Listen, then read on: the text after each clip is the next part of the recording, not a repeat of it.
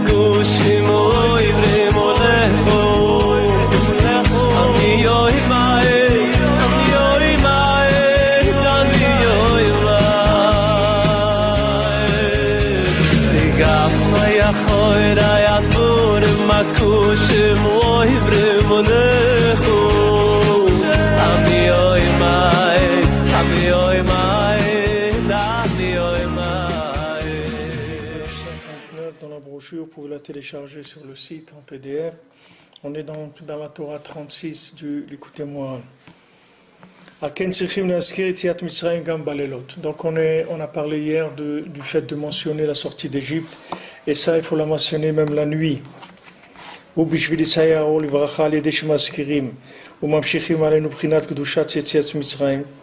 C'est pour pouvoir dessiner en bénédiction la lumière par le fait qu'on mentionne la sainteté de la sortie d'Égypte. Que à ce moment-là on a eu le mérite de recevoir la Torah et de dessiner la lumière en bénédiction. Ça, le inyan de Kriyat Shema, le principal c'est dans la journée. Parce que dans la journée c'est là où on doit le plus avoir un dessin de la lumière, puisque le jour on vit, on fait des choses, on réfléchit, on agit, on consomme, on fait des choses. Tout ça, tous ces choix-là, ils sont faits avec le résultat de l'interprétation de la vie. C'est ça qui nous fait manger comme ça. Il y a des gens, ils mangent végétarien, des gens, ils mangent ça, ils mangent du pain blanc, d'autres du pain noir, d'autres ci, d'autres. Tout ça, ça vient où? Ça vient des choix de l'esprit. Ces choix de l'esprit, ils sont selon comment l'esprit a modelé la lumière. Donc c'est Béikar le jour qu'on a besoin que les récipients ils transforment la lumière en bénédiction. C'est pour ça que le Kriyat Shema du jour, c'est le principal. Mais Béhémet, la sortie d'Égypte, il faut la mentionner aussi la nuit.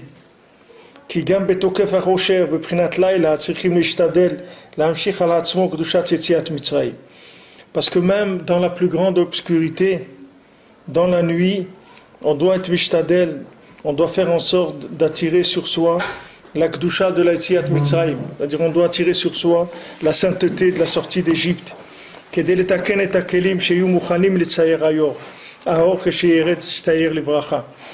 Pour que les récipients ils soient prêts à recevoir maintenant la lumière en bénédiction, c'est-à-dire qu'on va pouvoir réparer les récipients dans la nuit et après recevoir la lumière en bénédiction.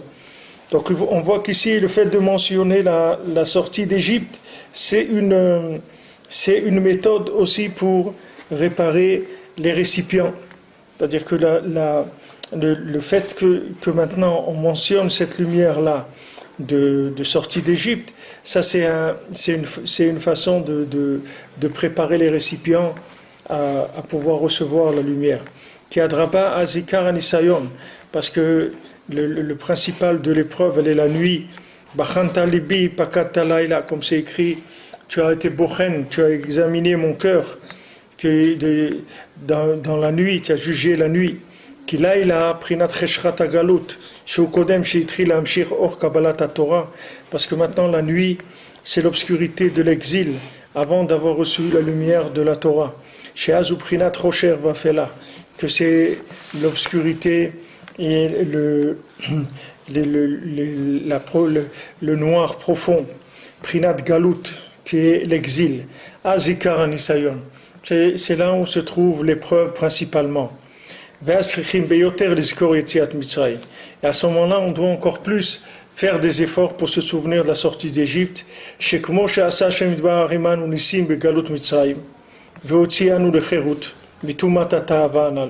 De la même manière qu'Akadosh Baruch Hu, il nous a fait des miracles, et il nous a sortis de l'exil de l'Égypte vers la liberté. Il nous a sortis de l'impureté de cette tahava-là, de ce désir-là en question. Les Gdushat Kabbalat Torah, vers la sainteté de recevoir la Torah. Ken Yaseh Imanu Niflaot Gam Ata, aussi il va nous faire des miracles aussi aujourd'hui. Beprinat Kimet Setra Meretz Mitzrayim, comme c'est écrit, comme les jours où tu es sorti d'Égypte, je te montrerai des merveilles.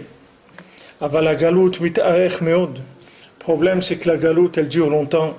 Elle dure beaucoup plus que prévu. Elle est très longue. Qui abal davar inyach et atzmo de kol rachbo al kol echad ve'echad. Parce que le Tzahara, il s'est étendu dans la largeur, dans la longueur sur chacun, comme on a vu sur le Zohar de la Paracha. Chacun vient, et tout de suite le Tzahara, il l'attrape, il est avec lui tout le temps pour essayer de le faire tomber. Mais c'est Rabbi Elazar ben Azariah, c'est ce qu'il a dit Rabbi Elazar ben Azariah. Arani keven shivim shana, je suis comme quelqu'un de 70 ans. Shekvar zachiti biniurai le kol hashivim panim la Torah.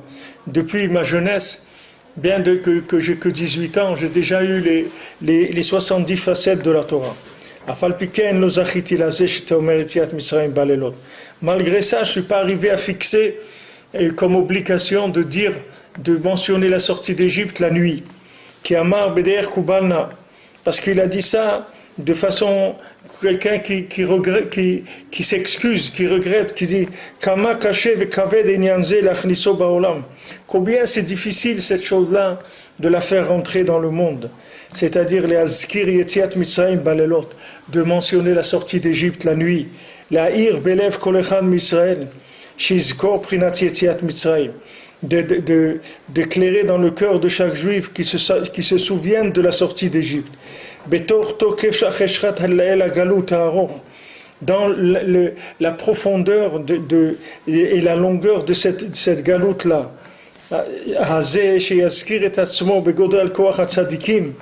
qu'il arrive à se rappeler de la grande force qu'ils ont les tzadikim,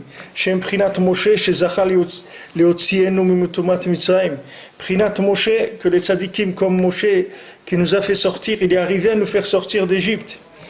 Ve'em doriatom, il n'y a aucune génération qui est orpheline.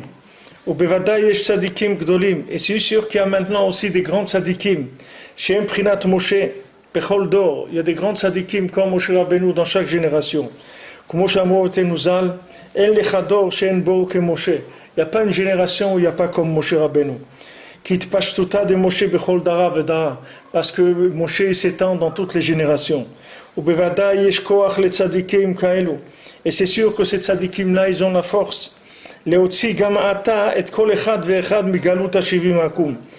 peuvent sortir chacun et chacun de son exil des 70 nations. Chez Zeprinat Yetziat Mitzrayim, que ça, c'est la sortie d'Égypte. Aval Rabbi Elazar ben Azariah, ben Avat Muto Agdola Amar. Mais Rabbi Elazar ben Azariah, dans sa grande humilité, il a dit, She'afal pi shezachar shivim panim la Torah. Il a dit bien que j'ai les 70 facettes de la Torah, Shem Prinat Shivim Shana, qui sont 70 ans, Adain lo zachal azeh lamshir Prinat Azkarat Amshachat Yetziat Mitzrayim balelot. J'ai pas eu encore le mérite de faire descendre le fait de mentionner la sortie d'Égypte la nuit, Ad Shedrasha ben Zoma, jusqu'à que Ben Zoma soit venu et qu'il l'ait interprété. Ki chashav et Ben Zoma gadol mimeno, sheu zacha bedrashotav akdoshim lamshir tikun ze. Parce que lui, il a considéré que Ben Zoma, il était plus grande que lui, et que Ben Zoma, il a pu faire descendre avec sa Torah ce tikkun-là, cette réparation. Aval hachachamim cholkim gam al Ben Zoma. Mais les chachamim, ils ne sont pas d'accord avec Ben Zoma non plus. Ve'en omrim, et ils disent, afal pi shedarash Ben Zoma, bien que Ben Zoma, il a trouvé l'explication dans la Torah en disant, kol yemei chayecha lehavi alelot, puis il a écrit, kol yemei chayecha, tous les jours de ta vie, c'est pour parler de nuit. C'est encore difficile d'amener de mentionner la sortie d'Égypte la nuit, qui est la longueur de la galoute, qui parce que tout ça, on pourra, ce tikkun-là, on pourra l'amener que par le sentiment de la lumière de Mashiach. Que les grands tzadikim ils amènent avec leur Torah. Mais c'est ça les chachamim ils disent. Les jours de ta vie, c'est ce monde-là. Tous les jours de ta vie, ça c'est les jours de Mashiach. Que ce tikkun-là il se fera de façon parfaite qu'à l'époque de Mashiach. she'az yitkayem ki metzetra me'eretz Mitzrayim, ar'enu niflaot, que là il s'appliquera, se réalisera ce qui a écrit que comme les jours de la sortie d'Égypte, je te montrerai des merveilles. Alken gam ata yefshar lehamshich tikun ze ki al yedei hatzadikim shemamshichim oto oro hakadosh baruch hu al yedei toratam, oro hakadosh al yedei toratam. Maintenant, ça n'est possible que par les grands tzadikim qui amènent cette lumière sainte là de principe de la sortie d'Égypte par leur Torah. Donc il dit que bien, voilà, vous voyez Benzoma à l'âge de 18 ans, il a déjà eu les 70 facettes de la Torah. Ça veut dire que c'était quelqu'un de très très grand. C'est pas que quelqu'un de notre génération qui était là, qui connaît un peu la Torah, ou même beaucoup la Torah, ou qui prie, ou qui fait des choses. Il connaissait les 70 facettes de la Torah à l'âge de 18 ans. Et il voulait instaurer qu'on soit obligé de mentionner aussi la sortie d'Égypte la nuit. C'est-à-dire il voulait rentrer ce tikkun-là, que dans la nuit, on fasse rentrer le principe de la sortie d'Égypte. Le principe de la sortie d'Égypte, c'est-à-dire ce principe-là que du profond de la galoute et des ta'avot des 70 nations, que c'est le galoute de Mitzrayim, de là-bas on peut sortir par le Kohar de Moshe. C'est-à-dire que maintenant le Kohar du Tzaddik, il peut sortir quelqu'un de l'Égypte. Ça c'est sûr. Maintenant, si maintenant ils avaient fixé les Chachamim, qu'on soit obligé de mentionner la sortie d'Égypte la nuit, alors pour nous, ça aurait été beaucoup plus facile de pouvoir s'attacher au tzaddik pendant la nuit, pendant l'obscurité. C'est-à-dire on aurait pu facilement transmettre, c'est-à-dire beaucoup plus facilement transmettre la notion de l'attachement au tzaddik, même dans l'obscurité. Par exemple, tu dis à quelqu'un aujourd'hui, viens Ouman à Rosh Hashanah, et tu dis, mais moi je ne suis pas religieux. Il dit, mais ça fait rien, ça n'a rien à voir avec les religieux ou pas. Viens au Ouman à Rosh Hashanah.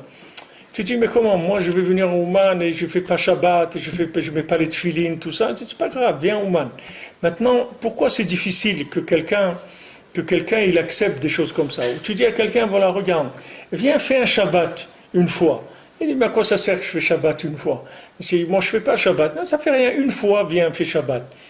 C'est difficile, les gens, ils ont des difficultés à accepter ça. Pourquoi? Parce que les Chachamim, ils n'ont pas été couverts d'être maskir yetziat Mitzrayim balelot. Si les Chachamim, ils avaient eu... Pourquoi ils ne sont pas arrivés? Parce qu'ils n'ont pas eu le reshoot d'en haut, c'est-à-dire que d'en haut, ils ne leur ont pas donné la possibilité de fixer ça. S'ils avaient fixé ça, ça aurait changé pour le monde l'approche de la vie. Par le fait qu'on aurait été obligé, comme on mentionne la sortie d'Égypte le jour, on aurait été aussi obligé de la mentionner la nuit. Il y a un sefer qui s'appelle, comment il s'appelle ce sefer? Un sefer de Halacha. Hein. C'est un rav qui est enterré à Metz. Il est enterré à côté de la ville de Metz, dans la ville de Metz. Il s'appelle Shagatarié. Ce sefer-là, il s'appelle Shagatarié. Vous verrez si vous voyez dans les livres de Halacha. Ce sefer s'appelle Shagatarié, c'est un sefer de Halacha. Là-bas, il raconte un maassé au début du sefer. Il dit qu'il y a quelqu'un une fois qui est venu le voir, qui lui a dit voilà, je rêve de mon père plusieurs fois, etc. Je ne sais pas quoi faire. Alors maintenant, qu'est-ce qui se passait? Ce monsieur-là, il était malade. Il était malade des poumons. Alors, il a été voir un médecin, et le médecin, il lui a dit, voilà, regarde, il faut absolument que tu changes de ville, parce que le climat de la ville, il n'est pas bon pour toi. Il faut que tu ailles habiter dans une ville, un meilleur climat pour tes poumons. Ok, alors il a décidé de déménager, il commençait à préparer ses affaires, tout ça, et il est arrivé de son père, et son père, il était en colère, et il lui disait, son père, il dit, pourquoi tu déménages? Son père, il était en colère. Bon, il ne savait pas pourquoi. Et il est arrivé une deuxième fois encore de son père qui était en colère. Il lui dit, pourquoi tu déménages? 3 fois il est arrivé comme ça, le même rêve et tout. Il a commencé à s'affoler complètement et il ne savait pas quoi faire. Alors il est venu voir ce Rav, Shagatarié. Alors le Rav lui a dit comme ça, il dit, regarde, dans la ville, où tu vis maintenant, ici, dans la ville où tu vis, les animaux qui ont cette maladie que tu as dans les poumons, le Rav de la ville, il dit que les animaux qui ont cette maladie, ils sont cachers. La ville où tu veux aller habiter, là-bas, le Rav de la ville, il dit que les animaux qui ont cette maladie dans les poumons que tu as toi, ils ne sont pas cachers. Ça veut dire que si tu vas habiter là-bas, dès que tu vas rentrer dans cette ville, tu vas mourir tout de suite. Parce que le fait que maintenant, ici, le Rav il dit que les animaux qui ont cette maladie dans les poumons, ils sont cachers, ça veut dire qu'ils sont vivants. Cachers, ça veut dire qu'ils peuvent vivre. Tandis que là-bas, si tu vas là-bas, il dit que l'animal il n'est pas cachère, ça veut dire que trefa et nachaya, ça veut dire que c'est un animal qu'avec cette maladie il ne peut pas vivre 1 an. C'est ça quand on dit qu'un animal il est taref. Ça veut dire que quand quand on fait la shrita, alors on vérifie les poumons de l'animal, d'accord? Si dans le poumon on trouve par exemple qu'il y a un trou dans le poumon, alors on dit que l'animal il n'est pas cachère, même si on a fait la shrita et tout. Pourquoi? Parce que vous ne pouvez pas vivre 1 an. On dit qu'un animal avec cette maladie, il ne vit pas 1 an. Et dis-toi maintenant, avec la maladie que tu as, si tu vas là-bas, comme le Rav, il dit qu'on ne peut pas vivre avec cette maladie-là, l'animal il ne peut pas vivre, donc ça veut dire que toi, tu n'es pas vivant, tu es considéré comme si tu étais mort, tu vas mourir dans l'année, tu vas mourir. Il lui a dit ça, il lui a dit c'est pour ça que son père il est en colère, parce qu'il ne faut pas que tu déménages, il faut que tu restes habité dans la ville. Et il est resté habité dans la ville, il a vécu. Alors maintenant, pour vous montrer quoi, ça veut dire que maintenant, quand le Rav de la ville, il décide quelque chose, ça veut dire que cette décision-là, c'est une ashpa'a rouhanite sur la ville, c'est-à-dire que ça fait descendre une fonction spirituelle sur la ville, c'est-à-dire un effet spirituel sur la ville. Quand maintenant, eux, ils ne sont pas arrivés à fixer qu'on doit mentionner la sortie d'Égypte la nuit, ça fait que nous, on n'arrive pas, que dans la nuit, on arrive à se rappeler qu'il y a les miracles de Mitzrayim. C'est-à-dire tout le lien de Paro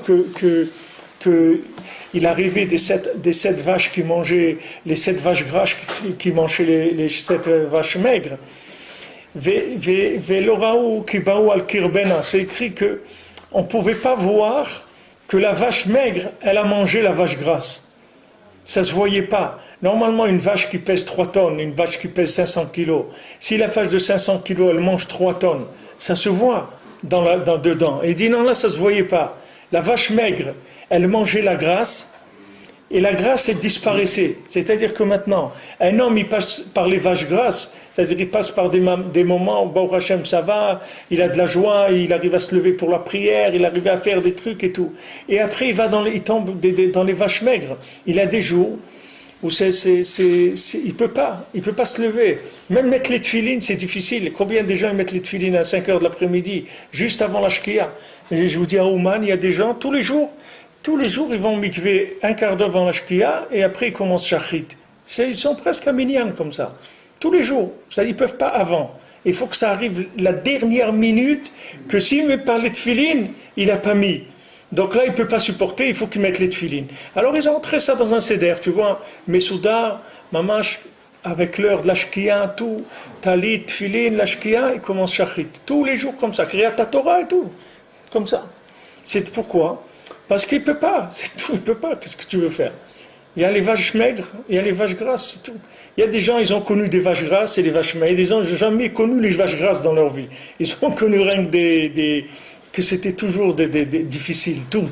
Jamais à un moment où ils ont un peu de plaisir dans Avodat Hashem, ils ne savent même pas qu'est-ce que c'est Birlal. Chaque fois qu'ils ont ouvert un livre, c'était toujours avec du mal de ventre et avec du dégoût, avec des trucs. Jamais ils n'ont trouvé rien du tout. Maintenant, comment tu vas faire que ces gens-là, tu vas leur dire qu'il existe des vaches grasses? Ils ne savent pas, Birlal, que ça existe les vaches grasses. Birlal. Et même s'il sait, il a oublié. Quand la vache maigre, elle mange la grasse, tu ne la vois pas dans la vache maigre. Il y a des photos qui montrent comme ça des serpents qui mangent une vache, tu vois dans le serpent, tu vois la forme de la vache. Mais là, dans ces vaches maigres, il ne resterait rien. C'est-à-dire la vache, elle pèse 500 kilos, elle a avalé une de 3 tonnes et elle pèse toujours 500 kilos. Où elle est partie, tu ne sais pas.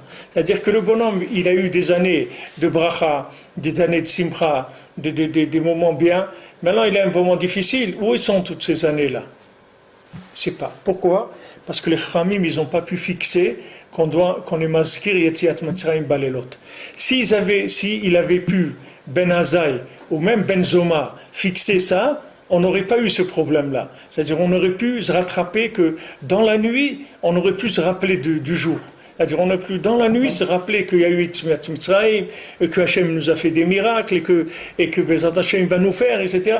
Mais le fait que les halachas, ils n'ont pas été que Kovea, qu'il y a une obligation de mentionner la sortie d'Égypte la nuit, ça affaiblit, ça nous a pas donné la possibilité d'avoir ça.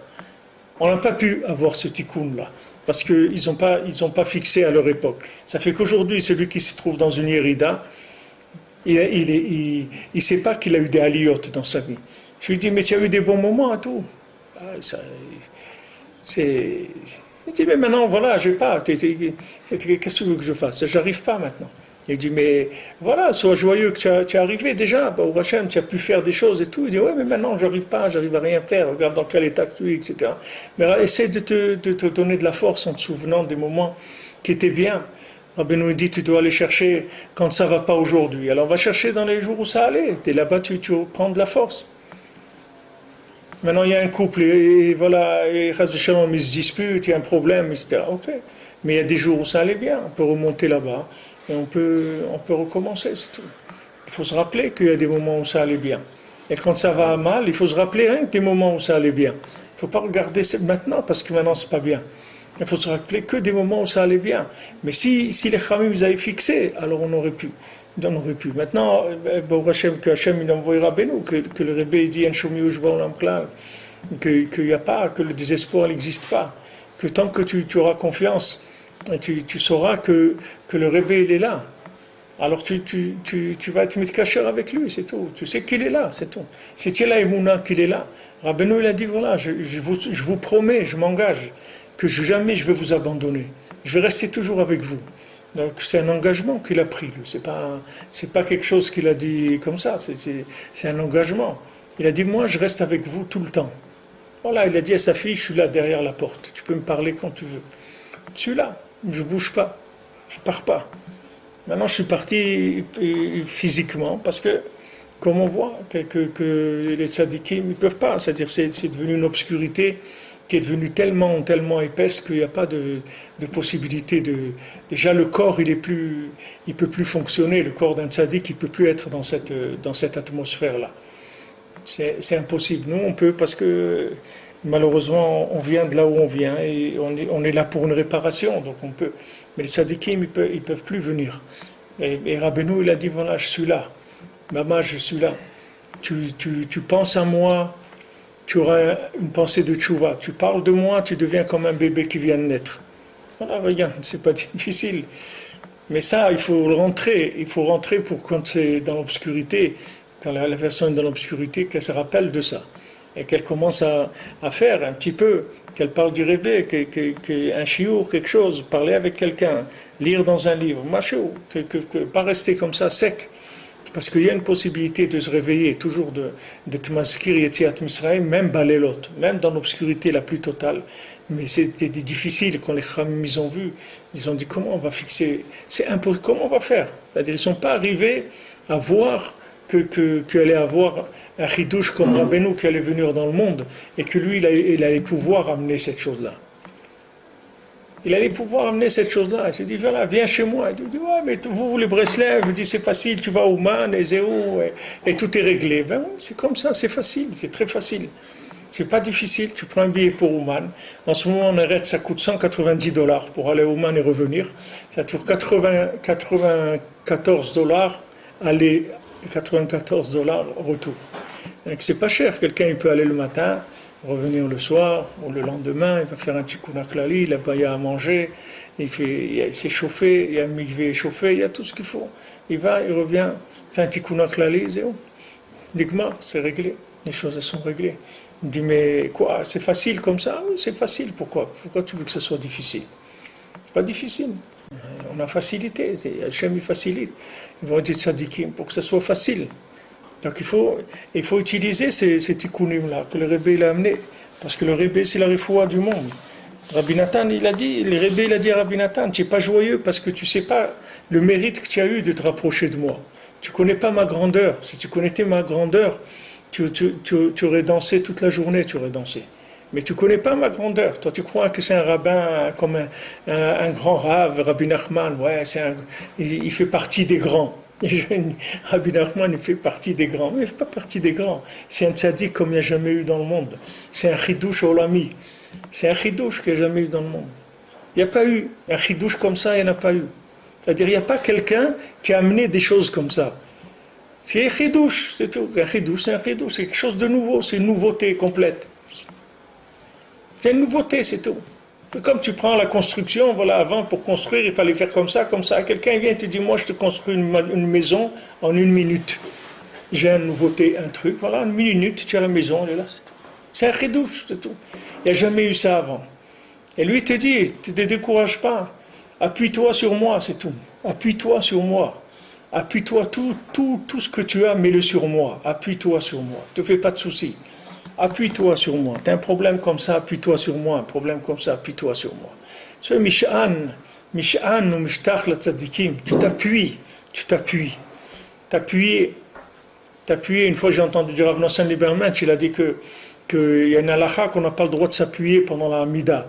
On n'a pas le droit de s'appuyer sur quelque chose pendant la Hamida quand on fait la Shemona Esrei. On ne peut pas faire la Shemona Esrei appuyé sur le mur. Alors, quel est le chiour? Maintenant, par exemple, tu as une table devant toi, tu poses tes mains comme ça quand tu fais la Hamida, tu as le droit. Maintenant, quel est le chiour de s'appuyer? S'appuyer, le chiour, la mesure, c'est que si on enlève la chose, tu tombes. C'est ça, s'appuyer. C'est-à-dire que tu n'as pas le droit, par exemple, d'appuyer comme ça sur le mur, que si on enlève le mur, tu vas tomber. Mais de poser tes mains sur quelque chose ou autre, que si on t'enlève la table, tu ne tombes pas, ça, tu as le droit. Alors, il dit s'appuyer. Qu'est-ce que ça veut dire? Misha'an, les sha'an à la tzaddik, ça veut dire si on te l'enlève, tu tombes. C'est ça le chiour d'asha'an, les sha'an. Les sha'an, ça veut dire que, mamash, tu tiens que sur ça, c'est tout. C'est ça qui veut le réveiller. Tu dis, regarde, moi j'ai toute la force, je l'ai, rien qu'appuie-toi sur moi, c'est tout. Tu ne fais pas de soucis. Tu vois les 7 mendiants. Rabbeinu vient de tous les côtés, de là. C'est-à-dire les yeux, les oreilles, la bouche, le dos, le cœur, tout. Appuie-toi sur moi, c'est tout. Appuie-toi sur moi. Moi, j'ai les meilleurs yeux du monde, les meilleures oreilles du monde, les meilleures bouches du monde, les meilleurs cœurs du monde. J'ai tout. Moi, je vais soigner tout le monde. Je vais soigner tout le monde. Tu vas voir que je vais soigner tout le monde. Mais il faut t'appuyer sur lui. Il faut avoir cette émouna là, émouna balelot, c'est-à-dire cette émouna dans la nuit. Et c'est pour ça que c'est écrit qu'à l'époque de Mashiach, l'épreuve, ça va être la émouna. Pourquoi? Parce que tu vas voir des gens, ils vont te dire, mais quoi, qu'est-ce que tu crois dans un tzaddik qui n'est même pas là, il n'est pas vivant, il n'est pas truc. Qu'est-ce que tu vas faire en Ukraine, qu'est-ce que tu vas truc, et c'est quoi? C'est-à-dire le Nisayon, ça va être un Nisayon de émouna. C'est ça qui va rester. Parce que comme il va rester que ça, que la émouna, il n'y aura rien d'autre. Il restera que la émouna, c'est tout, il ne restera rien d'autre. C'est-à-dire tu vas réfléchir, tout celui qui te posera des questions va dire explique-moi et tout, il n'y a pas d'explication. C'est la émouna, c'est tout. C'est où tu as la émouna, tu ne l'as pas, mais il n'y aura pas de possibilité d'expliquer quoi que ce soit. Que tu ne peux pas expliquer. Où tu as la émouna, où tu n'as pas. Si tu as la émouna, ça va marcher. Tu n'as pas la émouna, c'est pour ça que c'est écrit que le Nisayon de Chevle Mashiach, c'est la émouna. C'est-à-dire les que les gens ils vont être secoués. L'épreuve, ça va être la émouna. Et beaucoup de questions sur soi-même, sur les autres, sur le monde. Des questions, mais toutes ces questions, elles n'ont pas de réponse, elles n'en auront pas pour l'instant. Ce n'est pas la peine de perdre de temps dans les questions, il faut agir, c'est tout. Fais ce que tu peux, fais Isbo des doutes, fais Chatzot, fais des Tehilim, fais du côté de Filon, dans la Tzedaka, va au Man, fais ce que le Rebbe dit de faire, c'est tout. Les Inyanim que le Rebbe parle, tout ce que tu peux faire un petit peu de ce que le Rebbe dit, et tu le dis que tu le fais parce que le Rebbe il a dit de le faire. Alors ça a une dimension qui a une dimension énorme. Et ça aussi c'est possible que tu vois rien, que tu fais des choses très grandes et que tu vois pas de résultat. Tu as l'impression que tu fais rien. Ça aussi ça fait partie de la émouna. Tu dois aller bepchitout, c'est tout. Tu peux pas faire autrement. C'est-à-dire que ça va être un choix, mais c'est un choix virtuel. C'est-à-dire que tu vas rien voir du tout. Hein? Il y a des fois que tu vois rien, c'est-à-dire que tu peux faire les choses du tzaddik et tu vois rien. Des fois tu peux aller au man, tu reviens, tu es pire qu'avant, d'après toi, d'après ce que tu vois, tu es pire qu'avant. Avant tu te levais le matin, maintenant tu te lèves tard.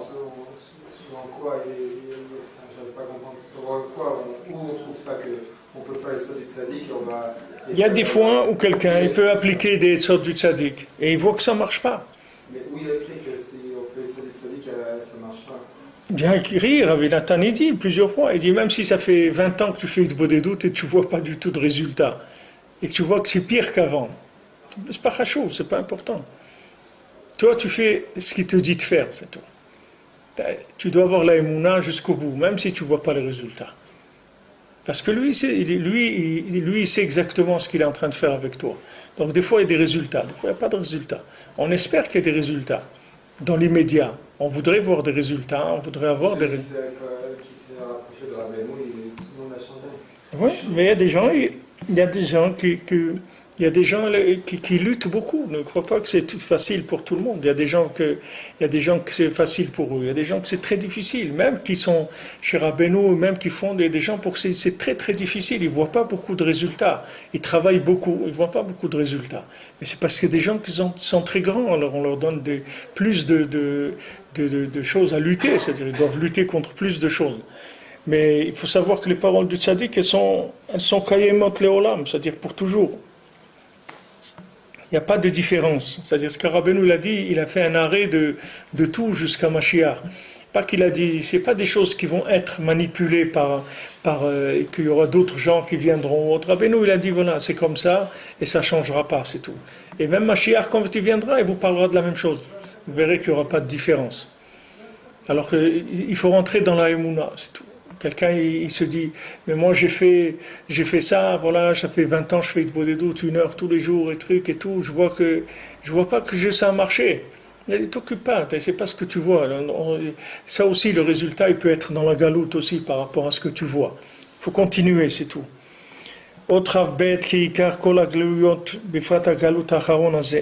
Le principal de tous les exils, et particulièrement ce dernier exil là, Ikara Galout ou Prinat Hanal.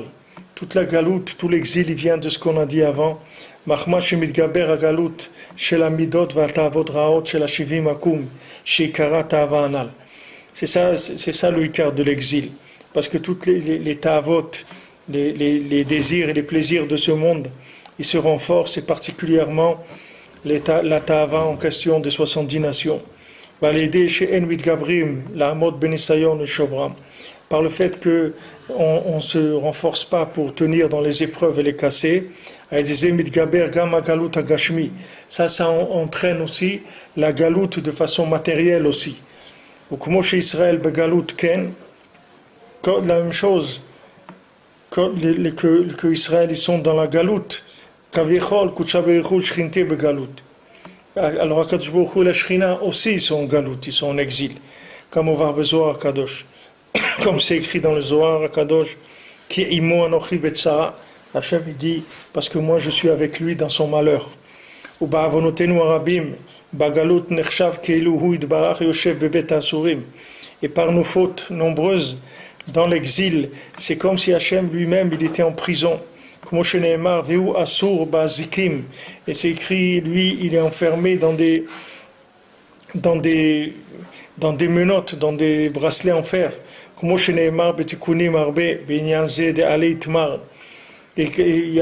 c'est écrit beaucoup dans les tikkunim, dans les tikkuné Zohar, que c'est écrit à ce sujet-là, que le prisonnier ne peut pas se délibérer lui-même de prison. Et cette chose-là elle ne dépend que de la tchouva. Les tavra beta asurim dilé de casser la prison d'Hachem, c'est-à-dire de libérer Hachem.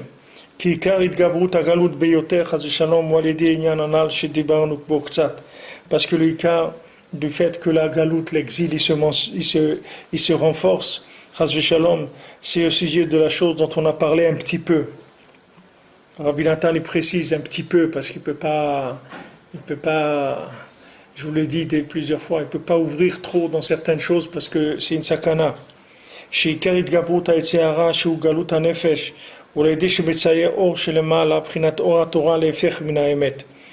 l'écart du Yetzirah, qui est la galoute de l'âme, ça vient parce que la lumière qui est venue d'en haut, elle a été dessinée le contraire de la vérité.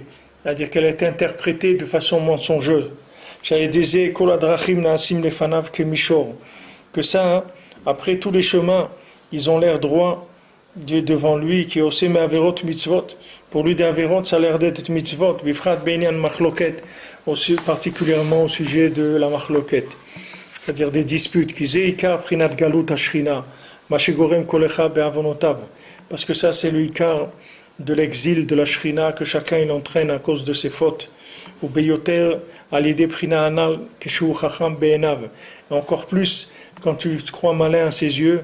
Ve'osé le'atzmo mitzvot chadashot. Il se fait des nouvelles mitzvot, les atir shvichut damim kayotze, de permettre le sang qui est versé ou des choses comme ça. Ahmad Silan, Hashem nous sauve.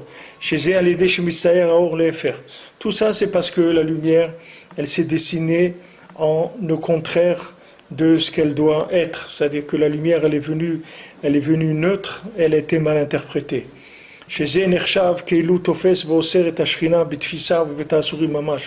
Que ça c'est comme s'il prenait, il enfermait la shrina en prison mamash.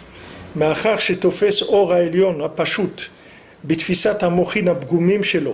quand il prend maintenant la lumière d'en haut, qui est une lumière neutre, une lumière simple, il la prend dans son esprit à lui, c'est-à-dire il l'attrape dans son cerveau, abgoumim, qui est pagoum, qui est abîmé, ou mekalkel ou metzayer aor le'efer. Il abîme et il dessine la lumière différemment.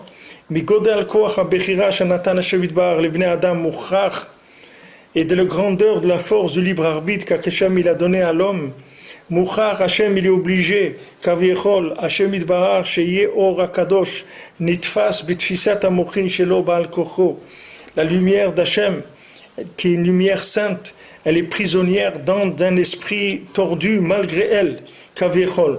Chez eux, prinat tfisa ou beta asuri mamash shel shrinat uzo. Ça c'est mamash l'emprisonnement et la prison mamash de la shrina d'Hachem. Comme vous avez la Torah, comme c'est écrit dans la Torah Samer Gilel dans le deuxième chélek du Likutei Moharan. Al Ma'amar Rabbeinu Zal, Shamar Rabbi Shimon le Rabbi Akiva, Keshiyashav bitfisa. Rabbi Shimon, il a dit à Rabbi Akiva quand il était en prison, Rabbi, l'amdeni Torah, il lui dit enseigne-moi la Torah. Shalidé talmid she'eno agun ne'enash bitfisa chas v'shalom. Que si quelqu'un il a un élève qui est pas bien, alors il est puni, on le met en prison. Parce que quand on fait descendre la lumière d'Hachem en bas, ça c'est une prison. Prinat melech asur bereatim, c'est-à-dire un roi qui est emprisonné dans des meubles.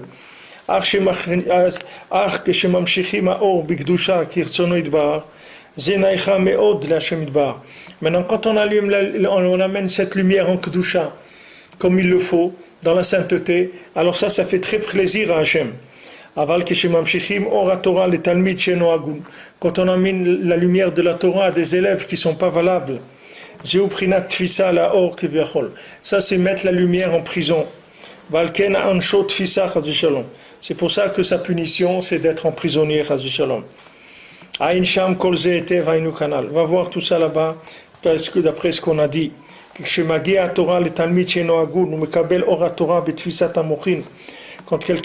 quand la Torah elle arrive dans un élève qui n'est pas valable, alors il reçoit la lumière de la Torah dans son esprit à lui, abgoumim, son esprit abîmé, il dessine la lumière de la Torah en contraire.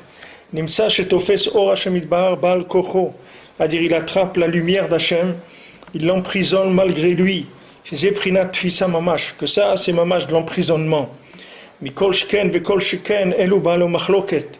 À plus forte raison quand des gens ils font des histoires, des disputes, chez Mekalkeli meod ou meafrim meod or haemet, qu'ils abîment beaucoup, retournent beaucoup la lumière de la vérité, à l'idée bgam keli amochin shelahem, d'après leur esprit abîmé. Jusqu'à qui transforme la Torah du mamash du contraire, ils arrivent à l'opposé total de la Torah. Que ça s'appelle la tfisa, la prison de la shrina mamash. Ikar galut shrina kanal, c'est le ikar de l'exil de la shrina.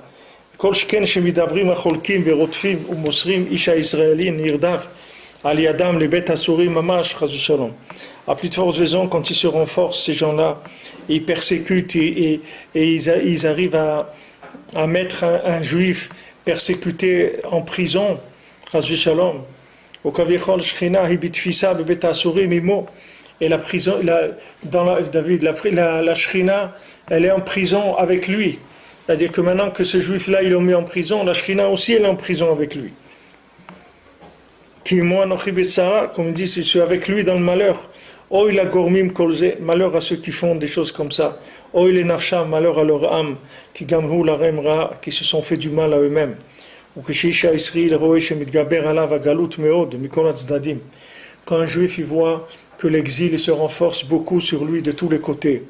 Mikol shken mishun irdaf kolkar, ad sheba chas v'shalom le bet asuri mamash. Des fois, quelqu'un est tellement persécuté qu'il va en prison mamash. Tzarich la tête le libo livroar velanus misham daika le Hashem itbarach. Il doit mettre dans son cœur de se sauver et précisément vers Hashem. À ce moment-là, bevadai en shum etzav et tachbula keneged acholkim arotfim oto ad hanefesh. Parce que contre eux, ces gens-là qui viennent, qui le persécutent jusqu'à la mort, jusqu'à qu'il arrive en prison, chas v'shalom, il n'y a aucun, comment il va faire? Keim litzok l'Hashem itbarach, il peut crier que vers Hashem. Comme sheneemar v'asuri bazikim, vayagel oznam la musar, uchtiv yoshve chosher v'tzalmavet, asire ani, vayzaaku el Hashem. Shetzrichim litzok l'Hashem itbarach, on doit crier vers Hashem, c'est-à-dire il n'y a pas d'autre possibilité. La shuv elav b'tshuva shlema, et de faire tshuva. V'ikar tshuva ou prina anal, prinat v'nafshenu, v'nachpesa drachenu v'nachkora v'nashuva ad Hashem. Le ikar de la tshuva, c'est ce qu'on a dit, on va chercher notre route, on va réfléchir, chercher dans notre route et on va revenir vers Hashem. Shetzarich lechapes ulchakor drachav meod. Il faut beaucoup chercher ces chemins. Est-ce que mon comportement il est valable? Il faut beaucoup chercher ça.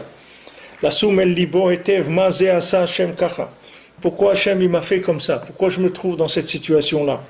En zekim bishvil shepagamti bevadai bekle amochin sheli. C'est sûr que ça vient parce que j'ai abîmé mon esprit. Betafasti or Hashem itbarach bitfisa chas v'shalom. Et j'ai attrapé la lumière d'Hashem, je l'ai mise en prison chas v'shalom.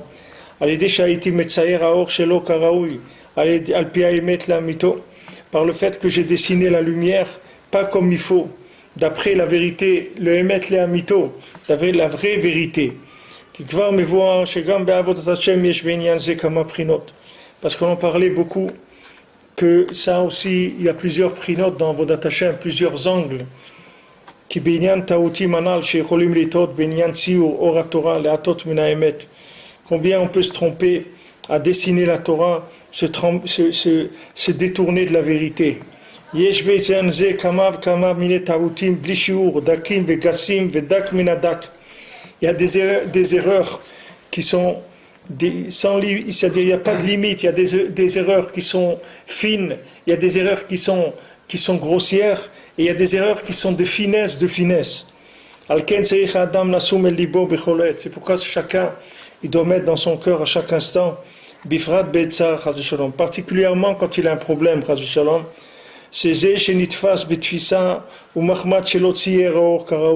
que le fait qu'il a été emprisonné, c'est parce qu'il n'a pas dessiné la lumière comme il faut. Et il s'est laissé emporter dans la bêtise de ce monde. Parce qu'il y a beaucoup de choses qui produisent de la bêtise. Il y a des choses qui ajoutent de la bêtise dans la personne. Donc lui aussi on l'a enfermé. Comme lui il a enfermé Hachem, il a enfermé la lumière d'Hachem, alors lui aussi on l'a enfermé, c'est-à-dire on ne le laisse pas sortir. Même si lui, Rabbi Nathan, il parle comme ça, parce que lui il est en prison mamash, ils l'ont mis en prison mamash. Mais quelqu'un qui n'arrive pas à sortir d'un problème, il est en prison. Des fois quelqu'un a un problème avec lui, avec sa femme, avec ses enfants, avec son patron, avec son employé, avec son voisin, c'est une prison, il ne peut pas sortir. Un problème, c'est qu'il s'est fait attraper, c'est tout. Il s'est fait attraper par un problème, mais il ne peut pas sortir. Il ne peut pas sortir, il ne peut pas croire qu'il peut sortir.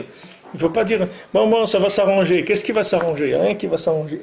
Si tu ne fais pas ce qu'il faut, ça ne s'arrangera pas. Tu fais tchouva, tu ne fais pas tchouva, il n'y a rien qui va s'arranger. Il faut que tu sortes Hachem de la prison où tu l'as mis, et tu vas voir que tu vas sortir de prison. Sors-le de la prison, tu l'as mis en prison, sors-le. Sors-le de la prison, pourquoi tu mets Hachem en prison? Qu'est-ce qu'il t'a fait? Pourquoi tu le mets en prison? Alors tu dis à quelqu'un, mais tu dis, mais moi je n'ai pas mis Hachem en prison. Mais c'est sûr que tu mets Hachem en prison. Pourquoi? Parce que tu réfléchis, tu as une tête pourrie, une tête tordue, et tu mets des choses dedans. Tu as une casserole pourrie, tu fais cuire des choses toute la journée. Après tu dis, mais pourquoi le manger il est pourri? Mais tu fais cuire dans une casserole qui est pourrie. Voilà, que c'est comme ça que tu enfermes Hachem. Arrête de réfléchir. Arrête de réfléchir. Fais ce qu'on te dit de faire. Arrête de réfléchir. Tu vas voir que tu n'auras plus de problème. Arrête de réfléchir. Arrête de penser. Ne perds pas du temps à penser. Ne perds pas ton temps à penser. Ne fabrique pas des prisons pour Hachem. Hachem, il est assez en prison comme ça. Tu n'as pas besoin de l'emprisonner encore plus. Libère-le. Libère-le. Comment tu vas le libérer? Libère-toi de ta tête. C'est tout. Ne t'utilise plus ta tête. Tu sais que ta tête, c'est un labyrinthe. Quand tu rentres une goutte d'eau là-bas, elle ne sort jamais. Le temps qu'elle arrive au bout, et elle n'existe plus. C'est une tête, elle tourne tellement, que n'importe quel projet, n'importe quel truc, ça y est, il est noyé par le cerveau. Donc n'utilise pas ton cerveau, réfléchis pas. Prie, et de la émouna, fais de la tzedaka, étudie la Torah. Fais ce que tu fais des choses, c'est tout. Agis, arrête de réfléchir, c'est tout. Chaque fois que tu réfléchis, quand tu as un moire pourri comme on a nous aujourd'hui, chaque fois que tu réfléchis, tu fais que emprisonner Hachem encore plus que ce qu'il était prisonné avant. Comment c'est quelqu'un dit, mais c'est quoi emprisonner Hachem? Emprisonner Hachem, ça veut dire que tu mets sur le marché des idées qui sont fausses, c'est tout. Tu es en train de dire des choses qui sont fausses. Ce que tu dis, c'est faux. Les éléments que tu amènes dans le monde, ces éléments-là, ils sont faux. Ces éléments, ils sont faux. Tu vois, Rabbi Nathan, et il dit à son fils, il lui écrit,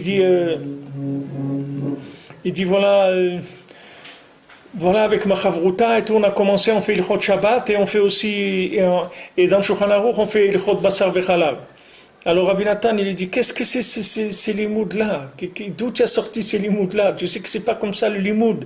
Le limoud, tu commences au début et tu finis. Et tu recommences et tu finis. Il dit, c'est quoi d'aller prendre des trucs au milieu comme ça, de Basar Bechalav, ou des Gemarot au milieu, ou des trucs, c'est quoi ces trucs-là? Il dit, d'où tu as sorti ça? Alors les gens, ils disent, oui, bon, on va faire tel truc. D'où tu sors ça? D'où tu sors ce derrière-là? D'étudier comme ça vient d'où ce derrière-là? D'où tu as inventé ça? D'où tu as inventé de faire des choses comme ça? La Torah, elle est là, bon, Hachem, il y a numéro 1, Bet, Gimel, Gadalet, c'est classé, tu commences au début, tu vas à la fin, c'est tout, tu as fini, tu recommences tout. Mais qu'est-ce que c'est d'aller au milieu, prendre là, les trucs, prendre ça, prendre un morceau de Shulchan Aruch, rester 2 ans dessus, et le reste? Oui, l'autre, mais c'est ça, emprisonner Hachem. Tu mets Hachem en prison. C'est pas rien que dans la galoute, c'est pas que tu mets Shrina dans la galoute, parce que la Shrina dans la galoute, c'est encore, ça veut dire que tu l'as envoyé dans les clipodes. Mais là, tu l'as enfermé, c'est-à-dire il peut pas sortir. C'est-à-dire tu l'enfermes dans des visions des choses où tu peux plus sortir. Tu peux plus sortir. Des gens, tu leur expliquais quelque chose tordu, va le faire sortir de là-bas.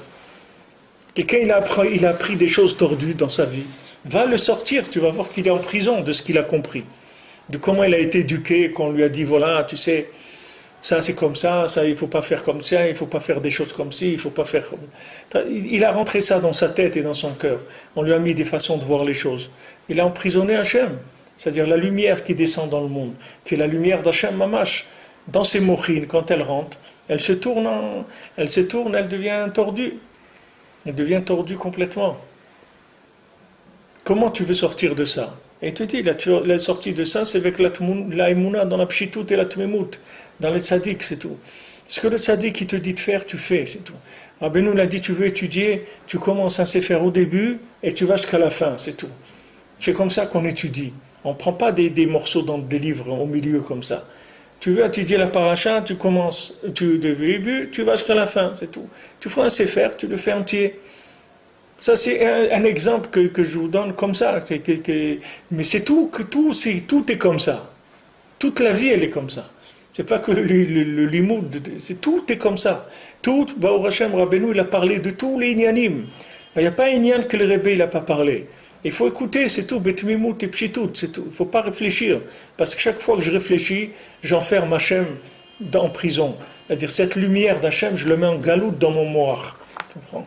Je mets en exil la lumière d'Hachem, la lumière qu'il a envoyée dans le monde, je la mets dans l'exil de la compréhension du mensonge, puisque j'ai une tête qui est tordue, donc cette lumière, je la tords, et j'en fais des idées qui sont tordues. Ces idées-là, elles deviennent tordues.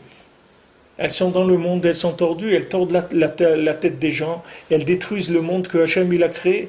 Donc c'est un emprisonnement d'Hachem Mamash, et quelqu'un a la responsabilité d'emprisonner Hachem. Voilà, il dit que Rabbi Shimon, il a vu Rabbi Akiva, il était en prison. Il a dit pourquoi il était Betfissa. Parce qu'il dit il a été Melamed, Talmid Sheno Agun. Il a pris un élève qui n'était pas valable, il lui a enseigné la Torah. Il a mis la Torah en galoute, c'est quelqu'un qui n'est pas valable. Quelqu'un qui n'a pas des bonnes midot, quelqu'un qui n'a pas des bonnes intentions. Il ne faut pas lui enseigner la Torah. Il faut enseigner la Torah à des gens qui veulent avancer, qui veulent se rapprocher d'Hachem. Si quelqu'un ne veut pas se rapprocher d'Hachem, il ne faut pas lui enseigner la Torah. Qu'est-ce qu'il va lui enseigner la Torah? Qu'est-ce qu'il va faire avec? Il va la mettre en galoute, il va tourner la Torah. Après, il va sortir rabbin, philosophe, psychologue, toutes les maladies en même temps dans un cerveau de quoi, ce cerveau? Quel cerveau il va sortir? Il va t'écrire un livre où il te parle en même temps des trucs de l'Ancien Testament avec le Nouveau, avec les idées de celui-là. Mais c'est quoi ces trucs-là? C'est quoi ces inanimes-là? Qu'est-ce que c'est que ça? C'est-à-dire les gens après ils croient que c'est ça le judaïsme. Ils disent oui, ce rabbin, c'est un rabbin très ouvert, il connaît beaucoup de choses et tout. Mais c'est pas ça un rabbin ouvert. C'est pas quelqu'un qui parle de la philosophie, de la psychologie et des inanimes. C'est pas ça un rabbin ouvert. Un rabbin ouvert, c'est un rabbin qui a le cœur ouvert pour enseigner aux gens, mais c'est pas qui apprend des bêtises. Ça s'appelle pas un rabbin ouvert. C'est un rabbin, il a fermé, oui, il a enfermé Hachem dans prison. Il n'est pas ouvert du tout. Il a enfermé en prison. Il faut libérer, il faut ouvrir, il ne faut pas enfermer. Comment j'ouvre? Là, je rentre dans la Emouna, c'est tout. Je ne regarde pas qu'est-ce que je pense, comment je vois. Ça n'a aucune importance comment je pense. Ça n'a vraiment aucune importance. Ce que je pense, ça n'a aucune importance, birlal. Ça ne vaut rien du tout. Il faut laisser de côté ce que je pense. Il faut prendre ce qu'il y a des gens, bon Hachem, qui savent penser, ils ont pensé avant nous. Et ça libère la shrina de la galoute. Parce qu'il dit, il y a des choses qui sont marbim hevel. C'est-à-dire, maman, des choses qui multiplient de la folie, de la bêtise. Des trucs de multiplication de bêtises. C'est-à-dire que des gens, ils croient qu'ils font des choses bien. Les massés, ils sont en train de multiplier de la bêtise dans le monde. Donc après, quand quelqu'un il met Hachem en tfissa, alors lui aussi on le met en tfissa en prison.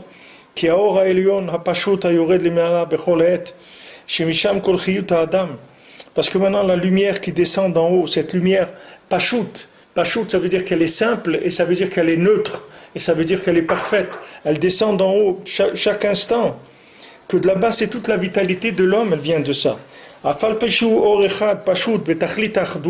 Bien que c'est une lumière qui est echad et qui est simple, elle est unique, elle est simple, elle est complètement unie avec la shrina. Afal piken, כשיורד למטה וניסייר לכל אחד לפי בחינתו, מתפשטים ומתפצלים ממנו דרכים ונתיבות הרבה לאין מספר. Quand cette lumière elle descend, elle est mitpatzelet, c'est-à-dire elle se sépare, elle se divise en beaucoup de chemins. Il y a un mispar, c'est-à-dire qu'il n'y a pas de limite. Comme dans le Baal Tfila, il avait la main, il avait le landcarte, qui appelait la carte du monde, où il y avait tous les chemins du monde, il connaissait tous les chemins. Tous les chemins. C'est pour ça que quand les gens ils sont venus, les gens du pays de l'argent, de Tahavat Mammon, ils ont parlé avec le Baal Tfila, il a dit on va aller là-bas parce que là-bas on va trouver des gens qui vont les aider, etc. Le Baal Tfila, lui, il avait la carte du monde. Et il a dit moi j'ai la carte du monde. Et dans cette carte, je vois que cet endroit où vous allez aller, il va disparaître, Birlal, il ne va plus exister. Donc n'allez pas chercher de l'aide là-bas parce que vous allez demander à des gens qui ne vont plus exister, Birlal. C'est-à-dire que lui, il avait la landcarte, il avait la carte du monde, c'est-à-dire qu'il connaissait les chemins. Où il mène les chemins. Où il mène les chemins. Lui, il savait ça. Lui, il savait où il mène les chemins. Toi, tu ne peux pas savoir. Comment tu veux savoir où il mène le chemin? Je vous l'ai raconté, je vous le dis, parce que je n'ai pas un plus grand exemple dans ma vie que ce que j'ai vécu moi, à l'âge de 20 ans, où j'étudiais Mamash toute la journée. Vous pouvez demander à des amis que j'ai aujourd'hui, qui sont tous des Dayanim, et des Abbeddin, et des grands Rabbanim et tout, qui ont étudié toute la journée. Moi, j'étudiais plus que tout le monde. J'étais Mamash dans la Torah et tout. Quand je suis venu voir Rabbi Yitzhak ici, il m'a dit, tu arrêtes tout de suite, tu vas aller travailler. Tu vas aller travailler. Et il m'a dit minimum 7 heures par jour. Minimum. Il m'a dit, tu n'es pas à la madriga de faire Avodat Hashem toute la journée, c'est tout. Sache-le. Ça, il me l'a dit après. Au début, il ne m'a rien dit. Il m'a dit, tu fais comme ça, c'est tout. Quand il a vu que j'écoutais, au bout de quelques années, il a commencé un petit peu à m'expliquer. Mais toi, tu viens, tu dis, attends, il faut étudier, il faut faire ça, il faut... Ok, alors je vais faire. Mais qui est-ce qui t'a dit que ça t'adresse à toi? Qui est-ce qui te dit que maintenant on parle de toi quand on dit ça? Tu sais pas, il faut que tu demandes à quelqu'un que sa tête elle est branchée sur d'autres choses. Sinon tu peux te tromper complètement. Tu peux te détruire complètement en ayant une bonne intention. C'est pas que maintenant tu as une mauvaise intention. Tu veux faire le bien. Tu veux faire le bien. Tu veux être bien. Tu veux rentrer dans la Torah. Et même tu vois d'autres qui le font, ils ont réussi et tout. L'autre c'est pas toi. Il faut que tu saches toi quel derrière il te faut. Aujourd'hui, dans la génération où on est, les gens ils ont besoin de travailler. Les gens ne peuvent pas étudier toute la journée, à moins que ce soit des génies dans la Torah. Et un génie dans la Torah, ça se voit tout de suite. Un génie dans la Torah, il y en avait un ici dans la rue, et quand il avait 18 ou 19 ans, mon voisin, là, Shalom, là, qui est Niftar Avram Weizsändler, il m'a dit, tu vois, ce jeune-là, il m'a montré, il m'a dit, tu vas voir ça, ça va être un gadol du Ham Israël. Mais tu voyais le bonhomme, comment il était. C'est un génie, c'est tout. Et c'est vrai, maintenant, c'est le rab de Kirat Sefer, il est le rab de là-bas, il est le truc, c'est un gadol. Et il doit avoir quoi, 40 ans, même pas 40 ans. Mais ça se voit quand il est jeune, tu vois quelqu'un qui est spécial, ça se voit. Mais le rôle des gens, ok, tu étudies un petit peu, 1 heure, 2 heures, 3 heures par jour, mais tu dois travailler, c'est tout, tu ne peux pas faire autrement. C'est comme ça, c'est ça et après tu comprendras. Au bout de 20 ou 30 ans ou 40 ans, tu vas comprendre pourquoi c'était bien que tu as fait ça. Mais au départ, si tu n'as pas le bon départ, tu t'exploses complètement en voulant faire le bien. Parce qu'il dit, c'est mitpatzel les drachim, tu ne peux pas savoir. Parce que les chemins, toi, tu vois un chemin, tu as l'impression qu'il est droit, d'après ta logique à toi, tu as étudié. Alors les gens ils te disent, mais toi aussi tu peux devenir Rabbi Akiva. Il a commencé à 40 ans. Mais arrête, de quoi tu es en train de parler de Rabbi Akiva? Qu'est-ce que tu es en train de me parler de Rabbi Akiva? Tu prends le chamor de Rabbi Akiva, c'est une madriga 10 fois plus grand que le plus grand Rav qu'il y a dans la génération. De quoi tu es en train de parler, Birlal? De quoi tu es en train de parler? De qui tu parles? Et les gens ils se comparent comme ça, ils disent, mais voilà, Rabbi Akiva il a commencé à 40 ans. Mais toi regarde, tu n'as même pas 40 ans, tu as 38. Alors tu peux commencer maintenant, toi aussi. Qu'est-ce qu'il va devenir? Qu'est-ce que tu veux qu'il devienne, le pauvre bonhomme? À 38 ans, il va commencer, il va devenir quoi? Qu'est-ce que tu veux devenir?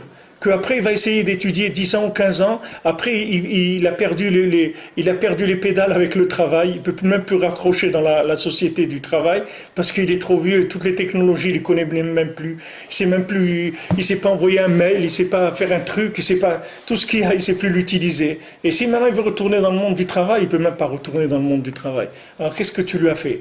C'est quoi ces drachim là? C'est des drachim des gens qui ont inventé ça avec leur tête. Ils ont inventé ça avec leur tête.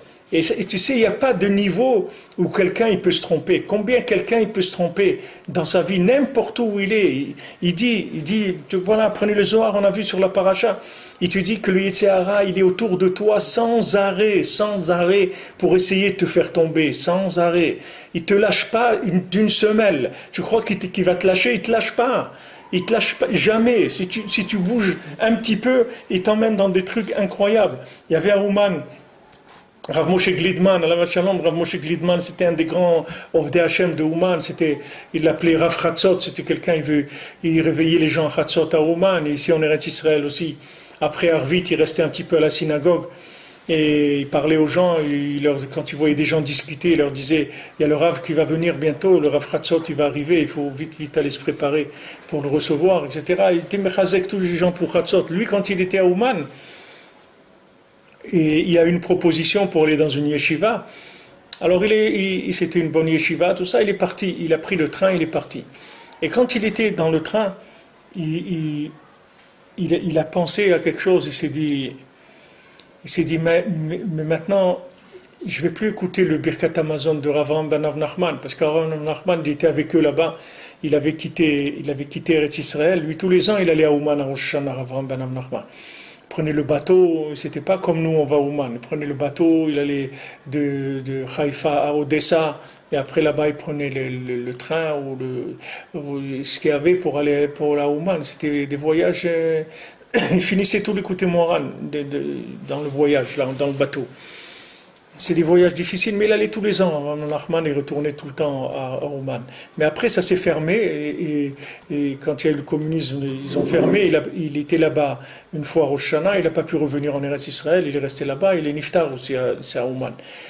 Alors quand ce Rav Moshe Glidman, il a entendu, il était dans le train, il s'est dit, mais le Birkat Amazon de Rav Ben Nachman, je ne vais plus entendre là où je vais aller. Ah non, c'est pas possible. Il est descendu, il a repris le train, il est retourné à Oman, il est resté à Oman. Mais il a été sauvé par cette marchava-là. Il a une marchava comme ça, qui est le Bechesed. Quand Hachem lui a envoyé cette marchava, il s'est dit quoi? Ne plus entendre le Birkat Amazon de Rav Nachman, ça c'est impossible. Il est retourné à Oman. Alors, comme ça, il a été sauvé. Et non, il s'est parti là où il serait parti. C'est-à-dire que notre vie, elle dépend tellement de choix qui sont, comme il dit ici, il y a des erreurs qui sont dak, il y a des erreurs gassot, il y a des erreurs fines, il y a des erreurs grossières, et il y a des erreurs très très fines, très très fines. Alors imagine-toi quelqu'un il vient dans l'Olam Haemet, il dit voilà, mais moi je voulais étudier la Torah, voilà, et j'ai explosé ma vie, voilà, j'ai été étudié toute la journée, c'est écrit que celui qui étudie toute la journée, alors c'est la plus grande mitzvah, que Talmud Torah Kenedet Kulam, c'est écrit qu'il est Ben Olam Haba, c'est écrit que toutes les choses qui sont écrites sur Talmud Torah, comment Nifla, et moi j'ai fait ça toute la journée, je me suis explosé, alors qu'est-ce que c'est cette histoire-là? Il peut venir dans l'Olam Haemet avec des ta'anot, on va le mettre, tu vas voir qu'on va le mettre à sa place tout de suite, tu vois. On va lui mettre à sa place, rien qu'il va voir la tête qu'il a dans l'Olam Haba, il va même pas poser de questions, il n'aura plus de questions du tout. Pourquoi? Quelqu'un il sort de la Touma et il croit qu'il va rentrer tout de suite, il va rentrer dans étudier 17 heures par jour la Torah, il va devenir un gadol dans Israël et tout. Et malheur à lui s'il devient comme ça, c'est encore pire. Et moi s'il échoue, ça va, mais s'il réussit, c'est encore pire. Malheur à lui s'il réussit.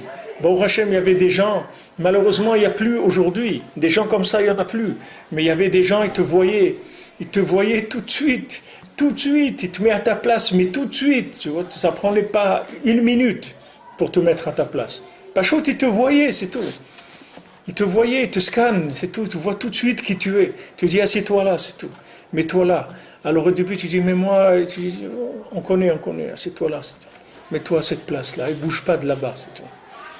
Et même quand je venais voir Rabbi Levi Yitzhak, j'avais déjà 4 enfants, quand je lui donnais mon céder de limoud, jamais il écoutait ce que je lui disais. Il dit, Parnassa, tu as? Comment tu t'arranges avec la Parnassa? Tu as 4 enfants, comment tu fais, etc.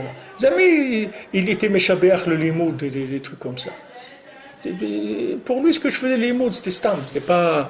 Mais le Icar, c'est que ça tienne, tu comprends? Il faut tenir. Et bien, Hachem, après tu as le temps, une fois que tu as passé, tu as fait grandir tes enfants, tu les as mariés, tu as un truc, maintenant tu peux étudier, tu peux prier, fais ce que tu veux, ça y est, tu as aussi le système sanguin, l'échauffement du sang, il a baissé un peu. Ouais, tu peux y aller, il n'y a pas de problème. Au bout, je ne sais pas, ça a pris 10 ou 15 ans après, il m'a dit, maintenant tu peux travailler que 3 ou 4 heures par jour. 10 ou 15 ans après qu'il m'a dit travailler 7 heures par jour. Il m'a baissé un petit peu la dose. Il m'a dit travailler un petit peu moins. Mais, alors, combien de gens ils ont écouté ça? Il n'y a pas beaucoup de gens qui ont écouté à l'époque. C'était le nouveau, c'était la grande vague de la tchouva. Les gens voulaient tous aller, on y va. Où tu vas? Tu vas où? Où tu vas? Regarde aujourd'hui combien de gens, dans quel état ils sont. Des gens qui ont fait tchouva il y a 20 ans, il y a 25 ans, il y a 30 ans.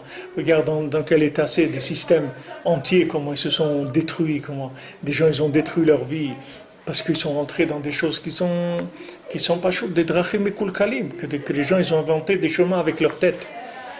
Les chemins, il faut que tu aies quelqu'un qui te dise qu'est-ce qu'il y a au bout du chemin. S'il n'y a pas quelqu'un qui te dit qu'est-ce qu'il y a au bout de chemin, tous les chemins ils se ressemblent. Tous les chemins ils se ressemblent. Tu ne peux pas au début du chemin savoir ce qu'il va y avoir à la fin. Tu as besoin d'un barda'at, de quelqu'un qui voit qu'est-ce qu'il y a au bout.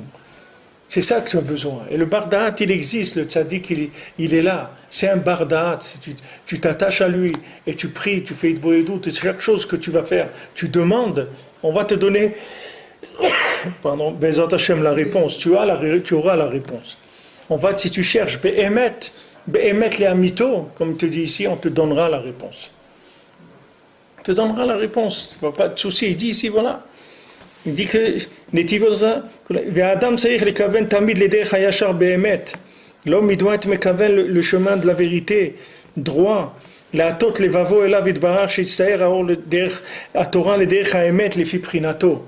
Voilà, les fi prinato, il a un derech haemet. Chacun il a une prina. La prina de notre dor, c'est pas la prina d'un autre dor. Ce qu'il y a dans notre génération, c'est pas les générations qu'il y avait avant, ça n'a rien à voir. Aujourd'hui, il y a des traitements pour nos générations qu'il faut traiter spécialement. Ça n'a rien à voir avec les générations d'avant. Tu ne peux pas appliquer des choses qui ont été faites avant pour maintenant. Tu vois bien ce que c'est un foyer aujourd'hui, tu vois bien la fragilité du foyer, tu vois bien le nombre de gens qui ont divorcé une fois, deux fois, trois fois. C'est des choses qui n'existaient pas il y a 50 ans. Ça n'existait pas du tout. Tu vois bien qu'il y a des maladies qui n'existaient pas.